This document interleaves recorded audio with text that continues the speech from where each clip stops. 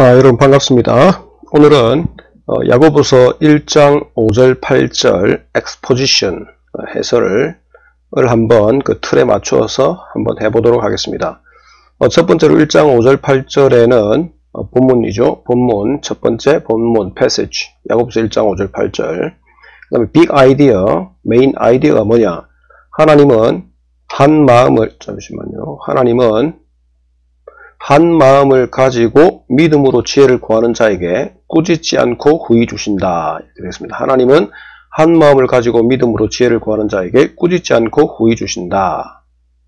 이게 이 전체 1장 5절 8절의 핵심이라는 것입니다. 메인 아이디어, 빅 아이디어입니다. 자, 그 다음 컨텍스트를 설명하겠습니다.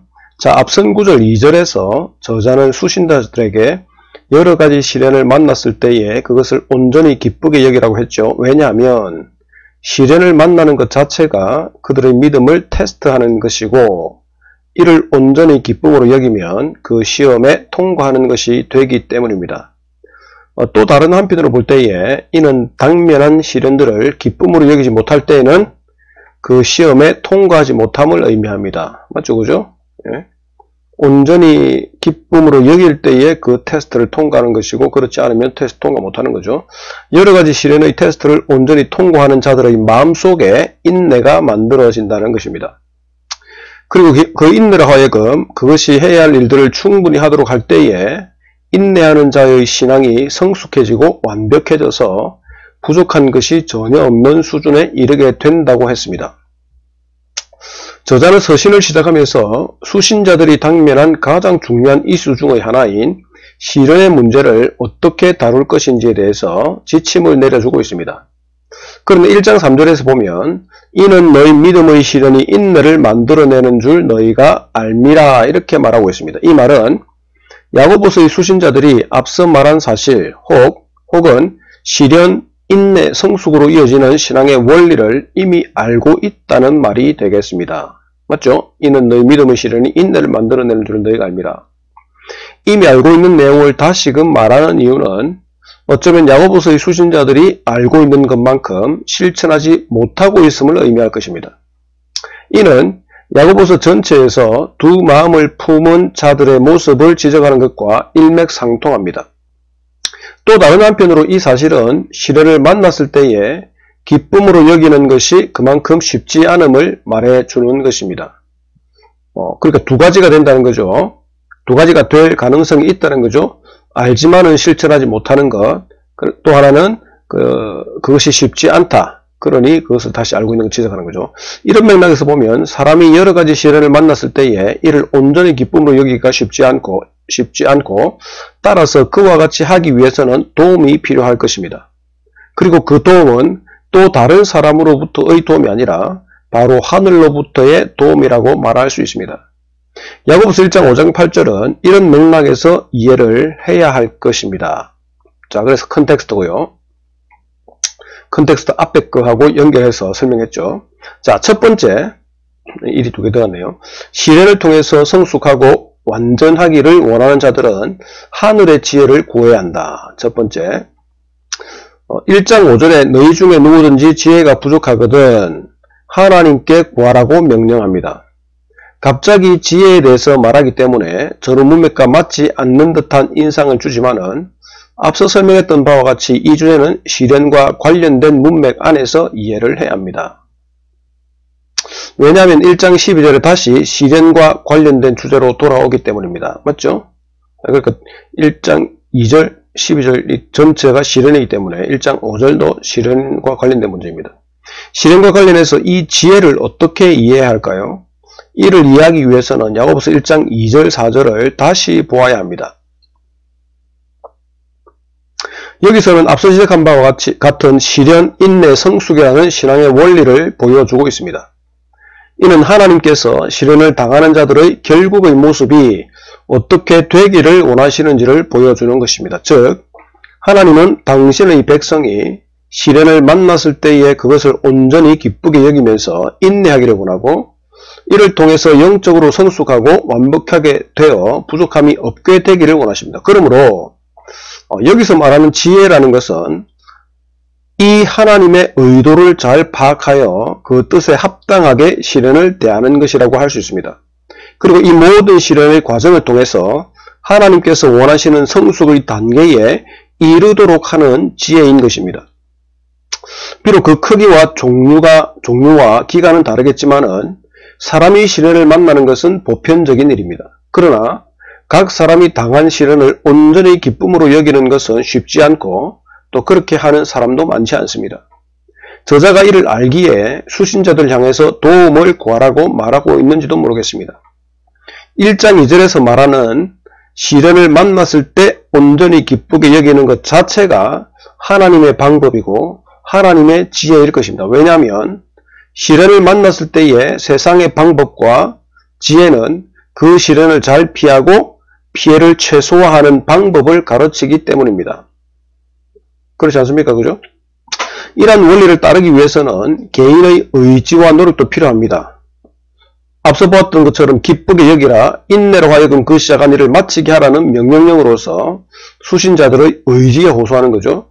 그러나 그럼에도 불구하고 그렇게 할 수 없을 경우에 곧 그 하나님의 방법을 따르지 못할 경우에 그 어떤 사람도 하나님의 도움 없이 하나님의 방법을 따를 수 있는 사람은 없습니다. 그죠? 제가 이렇게 설명하지만은 사실은 사람 혼자 살 수 있는 사람 아무도 없죠. 자, 그래서 그 하나님의 방법을 따르지 못할 경우에 하나님의 지혜가 필요하다고 말하는 것 같습니다. 그러나 사실은 모든 사람이 하나님의 지혜가 필요하죠. 하나님의 방법을 따르기 위해서는 하나님의 지혜가 필요하기 때문입니다. 이 하나님의 지혜를 가진 자는 어떤 시련 가운데서도 온전히 기쁨으로 여길 수 있을 것입니다. 좀 더 구체적으로 설명해야 되지만은 그건 다음에 설교할 때 제가 하기로 하고요. 자, 두 번째, 하나님께 지혜를 구하는 자들은 믿음을 가지고 한 마음으로 구해야 한다. 1번, 2번 했지만은 1번은 사실은 시련을 통해서 성숙하고 완전하기를 원하는 자들은 하늘의 지혜를 구해야 한다 하지만은 또 다르게 어떻게 할 수 있냐면 하나님께서는 시련을 통해서 성숙하고 완전하게 원하는 자들이 하늘의 지혜를 구하기를 원하신다. 이런 하나님 중심으로 해서 그렇게 바꿔도 상관없습니다. 하나님께서 원하시는 것. 또 2번, 하나님께서는 자신에게 지혜를 구하는 자들이 믿음을 가지고 한 마음으로 구하기를 원하신다. 뭐 이런 식으로 해도 상관없습니다. 그게 더 낫겠습니다. 자, 1장 6절 8절에서는 하나님께 지혜를 구할 때에 어떻게 해야 하는지에 대한 주의사항을 말해주고 있습니다. 그것은 믿음으로 구하되 의심 없이 구하는 것입니다. 개역개정 성경은 오직 믿음으로 구하고 조금도 의심하지 말라라고 하면서 두 개의 명령을 하는 것처럼 보이지만 사실은 명령은 믿음으로 구하라 하는 것 하나고 나머지는 분사로서 믿음으로 구하는 것의 상태를 설명해 주고 있습니다. 그러니까 의심 없이 구하라 이렇게 명령하는 거죠. 의심 없이 구하다. 구하되 의심 없이 구하라는 것입니다. 의심을 가진 자들은 바람에 밀려 요동하는 바다 물결 같다라고 설명하고 있습니다. 바다는 외적인 환경인 바람의 영향을 받아서 물결이 생기고 그 물결은 끊임없이 요동합니다. 크고 작은 파도가 쉴 새 없이 일어나죠. 바람이 약할 때는 파도가 찰랑거리지만은 바람이 거셀 때는 파도 또한 높이 오르고 높이 오른 만큼 깊숙한 곳까지 내려가기도 합니다. 어쩌면 이는 그 믿음의 정도가 하늘을 찌를 듯이 높다가도 어느 순간 깊숙한 곳으로 꺼지기도 함을 의미할 것입니다. 자신의 상황이나 주변의 상태에 따라서 그 믿음의 정도가 달라서 한편으로는 믿기도 하지만은 또 다른 한편으로는 확실히 믿지 못하는 상태가 되는 것입니다. 저자는 명령법을 사용하여서 이런 자들은 무엇을 구하든지 주님께 얻을 것이라고 기대하지 말라고 말하고 있습니다. 흥미로운 사실은 1장 8절에서 의심하면서 구하는 자를 두 마음을 품은 자라고 묘사한 것입니다. 1장 8절 보시면요. 1장 8절에 보시면 이렇게 했죠. 두 마음을 품어 모든 일에 정함이 없는 자로다. 정함이 없다는 것은 불안정한 모습을 말합니다. 여기서 그러한 불안정한 모습이 모든 일, 곧 그 사람의 일상생활에서의 모든 행동에서 나타난다고 말하기 때문에 이와 같은 사람은 삶의 모든 문제에 있어서 일관성이 없이 왔다 갔다 하는 사람을 말할 것입니다.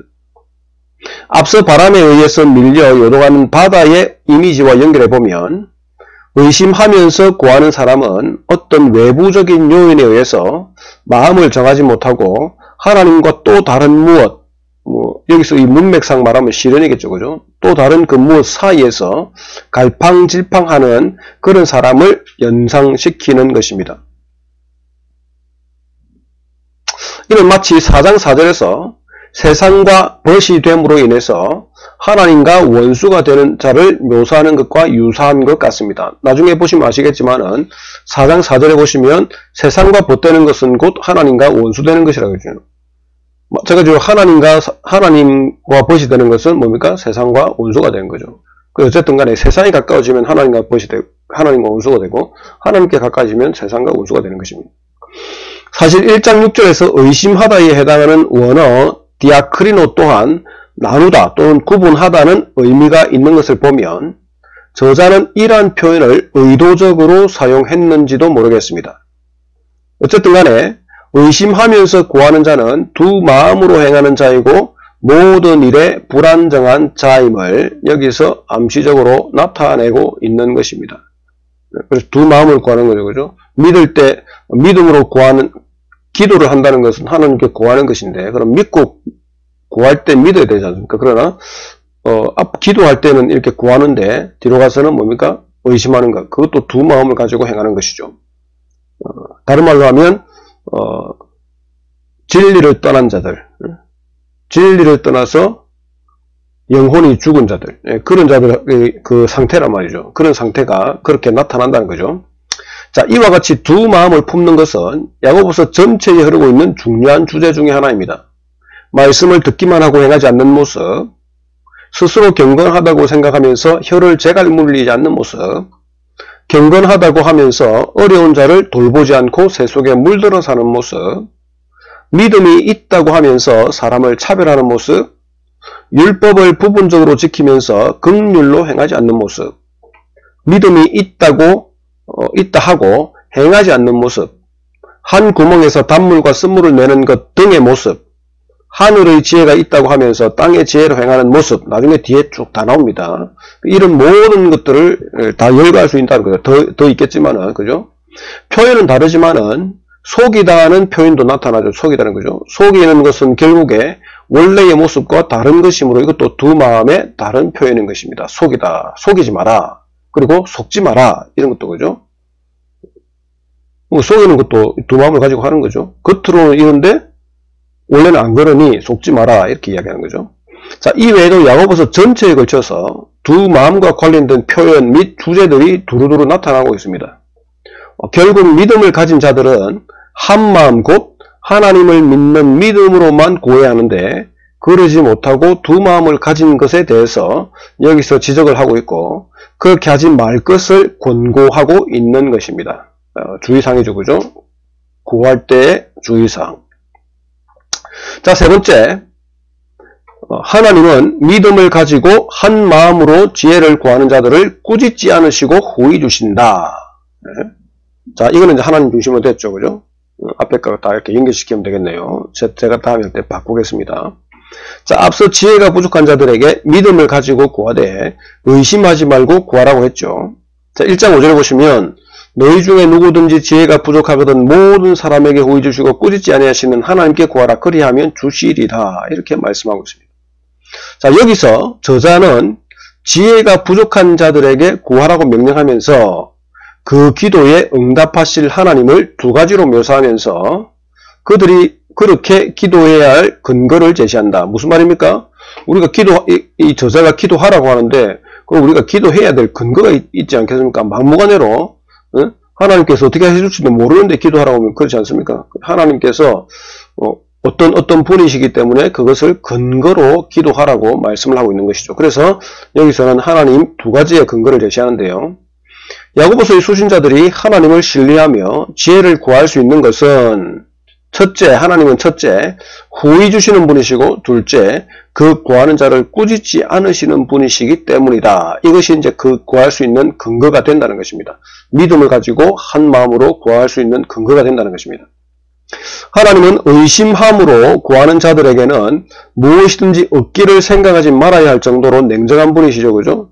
냉정하다기보다는 공정한 분이시죠. 그러나 믿음으로 구하는 자들에게는 후하게 또는 관대하게 주시는 분이라고 묘사합니다. 그들이 누가 되었든지 간에 하나님은 모든 자에게 후하게 주시는 분이시라고 말하죠. 구하는 자가 상상도 하지 못할 정도로 풍성하게 주신다는 것입니다. 그러니까 우리가 하나님 한 마음으로 가지고 믿고 구하면 우리가 생각했던 것보다 더 풍성하게 주신다는 것입니다. 1장 12절 보면 주께서 자기를 사랑하는 자들에게 약속하신 생명의 면류관을 주신다라고 했는데 여기서 보는 바와 같이 하나님은 약속에 신실하신 분이십니다. 맞죠? 생명의 면류관을 약속했기 때문에 주는 거죠. 기도할 때에 하나님을 온전히 믿는 것이 하나님을 사랑하는 것의 한 모습이라면 약속에 신실하신 하나님께서는 그들에게도 신실하게 행하실 것이라는 말입니다. 또한 하나님은 꾸짖지 않는 분이라고 이야기했죠. 그죠? 시련을 만난 자들은 어쩌면 하늘의 지혜를 구하기 전에 자신 나름의 노력을 많이 했을 것입니다. 자, 여기서 보시면 하나님은 꾸짖지 않는 분이다. 왜 꾸짖지 않는 분이라고 묘사할까요? 어쩜 이유가 있을 겁니다. 그죠? 그래서 제가 그걸 설명하는 겁니다. 그래서 시련을 만난 자들은 어쩌면 하늘의 지혜를 구하기 전에 자신 나름의 노력을 많이 했을 것입니다. 하나님께서 원하시는 방법으로 시련을 대했을 경우도 있겠지만은 하나님께서 원하시지 않는 방법, 곧 하나님께 책망을 들을 만한 방법으로 대했을 경우도 있었을 것입니다. 하나님께 믿음으로 구하는 자들을 꾸짖지 않으신다고 하신 것은 어쩌면 이전의 모든 실패와 실수에 대해서 책임을 묻지 않으신다는 의미가 될 수도 있습니다. 왜냐하면 일관되게 하나님의 방법을 사용하는 자들에게는 꾸짖는다는 개념이 들어올 수 없기 때문입니다. 맞죠? 계속해서 잘하고 있는, 하나님 신실하게 잘 섬기고 계속 잘하고 있는 사람한테 꾸짖는다는 표현을 할 수가 없죠. 근데 꾸짖지 아니하시고라는 것은 과거에 뭔가를 잘못했기 때문에 꾸짖는다는 표현을 하지 않았겠습니까? 그렇다면 너희들이 과거에 뒤에 좀 더 있습니까? 그죠? 있네요. 따라서 저자가 말하고자 하는 것은 현재 한 마음을 가지고 믿음으로 하나님의 지혜를 구하는 자들에게는 이전의 실수와 실패에 대해서 꾸지람을 하지 않으시고 풍성하게 베푸실 것이라는 약속일 것입니다. 그러니까 이것도 수신자들의 상황하고 맞아 떨어지겠죠. 그죠? 수신자들이 실조가에서 뭡니까? 5장 19절 20절 보시면 미혹되어 진리를 떠난 자들이 어떻게 제대로 기도하고 제대로 하나님께 의지했겠습니까? 그러나 그들이 다시 돌아왔을 때에 어떻게 믿음으로 하나님께 믿음으로 일관되게 구하면 하나님께서는 꾸짖지 않으시고 풍성하게, 우리가 생각하는 것보다 더 풍성하게 주실 것이다. 그렇게 이야기를 하고 있는 것입니다. 자, 이야기 흐름 아시겠죠? 그죠? 그래서 우리가 1장부터 우리가 전에 봤듯이 1장부터 4절까지죠. 4절. 그죠?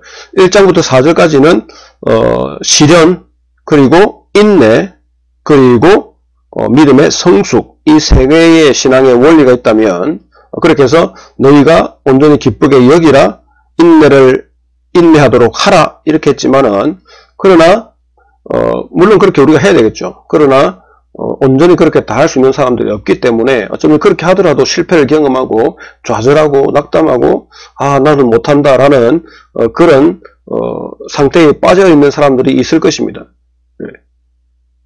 스스로 할 수 있다고 생각하고 이렇게 열심히 했겠지만은 결국은 마지막에는 내 힘으로 안 되구나라는 것을 느꼈을 것입니다. 자, 그런 자들에게 이 야고보서의 저자, 어쩌면 야고보의 저자는 그 모든 것들을 다 알기 때문에 어떻게 하라고요? 하늘의 지혜를 구하라. 너희 중에 누구든지 지혜가 부족하거든. 뭐 이렇게 사실 조건문을 했지만은 모두가 사실 지혜가 부족하죠. 그러니 어떻게 하라고요? 하늘의 지혜를 구해야 된다. 시련을 통해서 성숙하고 완전하게 원하는 자들은 하늘의 지혜를 구해야 된다. 그런데 하늘의 지혜를 구해야 되는데 그러면 어떻게 구할 것이냐? 믿음으로 구할 때에는 한 마음을 가지고, 다른 말로 하면 의심하는 마음을 가지지 마라. 두 마음을 가지고 구하지 마라. 왜냐하면 두 마음을 가지고 구하면 하나님 하나도 주지 않으시기 때문에 그렇게 하면 안 된다. 한 마음을 가지고 한다. 자, 그러면 이렇게 말씀하시는데 왜 우리가 무엇을 믿고 어떤 근거를 가지고 우리가 하나님 앞에 한 마음으로 기도할 수 있습니까? 하나님의 속성. 하나님은 한 마음으로 지혜를 구하는 자들을 꾸짖지 않으시고 후히 주시는 분이시기 때문입니다. 그죠?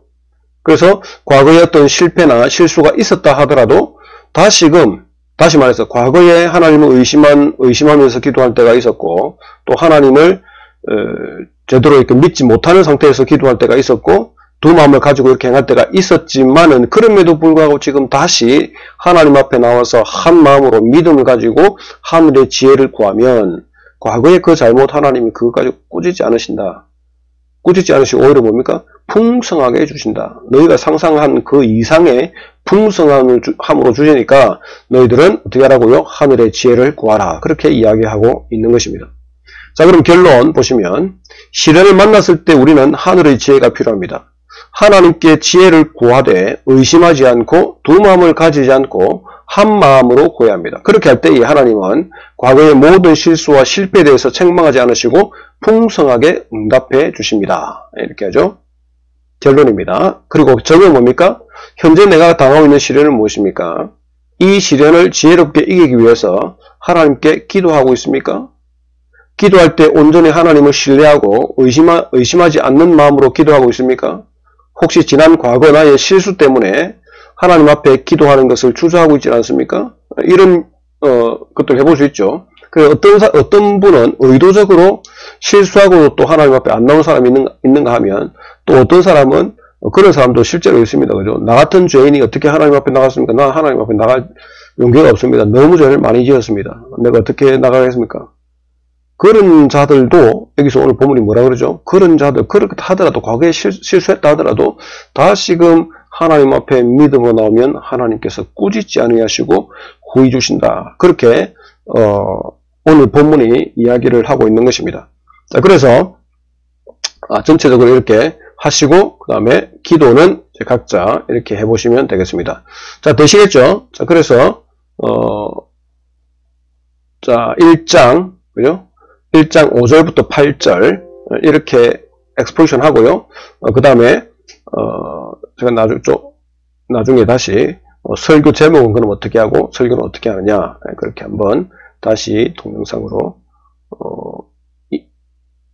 보실 수 있도록 그렇게 하겠습니다. 자, 수고하셨습니다. 또 만나겠습니다.